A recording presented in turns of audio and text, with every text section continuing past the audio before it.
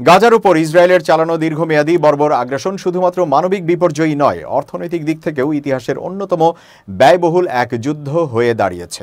হিসাব বলছে এক একজন ফিলিস্তিনি নাগরিককে হত্যা করতে ইসরায়েলের খরচ হয়েছে প্রায় 18 কোটি টাকা।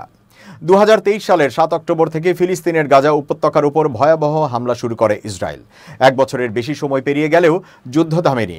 সম্প্রতি ইসরায়েলের অর্থমন্ত্রী বেজালেল স্মোরিচ জানিয়েছেন, এই যুদ্ধের জন্য এখন পর্যন্ত ইসরায়েলের খরচ দাঁড়িয়েছে 300 বিলিয়ন শেকেল, যা প্রায় 87.5 বিলিয়ন মার্কিন ডলারের সমান। এই বিপুল অর্থ ব্যয়ের পেছনে রয়েছে গাজার অন্তত 61,000 মানুষের প্রাণহানি। ইসরায়েলি গণমাধ্যম ও আন্তর্জাতিক সূত্রের বরাতে জানা যায়, এই যুদ্ধ শুরু হওয়ার পর থেকে দখলদার বাহিনী গাজা উপত্যকায় যে হত্যাযজ্ঞ চালিয়েছে তার সংখ্যা ইতোমধ্যেই 61,000 ছুঁয়েছে। আর এই হত্যাকাণ্ডে ইসরায়েল খরচ করেছে যে 87.5 বিলিয়ন ডলার, তা বাংলাদেশি মুদ্রায় প্রায় 10,64,812 কোটি টাকা। এতে প্রতিটি নিহত ফিলিস্তিনের পেছনে গড়ে খরচ হয়েছে প্রায় 18 কোটি টাকা। এই ব্যয়বহুল ও রক্তক্ষয়ী আগ্রাসন সত্ত্বেও যুদ্ধ থামানোর কোনো লক্ষণ নেই।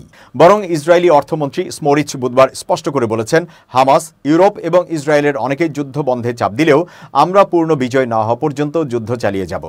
এই বক্তব্যের মধ্যেই বৃহস্পতিবার যুদ্ধাপরাধে অভিযুক্ত ইসরায়েলি প্রধানমন্ত্রী বেঞ্জামিন নেতানিয়াহুর নেতৃত্বে মন্ত্রিসভার গুরুত্বপূর্ণ বৈঠক হওয়ার কথা রয়েছে। আন্তর্জাতিক বিশ্লেষকরা আশঙ্কা করছেন, এই বৈঠক থেকেই গাজা পুরোপুরি পুনর্দখলের সিদ্ধান্ত নেওয়া হতে পারে। যদিও ইসরায়েলের অভ্যন্তরেই এই সিদ্ধান্তের বিরুদ্ধে অবস্থান নিচ্ছেন অনেক সামরিক কর্মকর্তা এবং জিম্মি হওয়া পরিবারের সদস্যরা।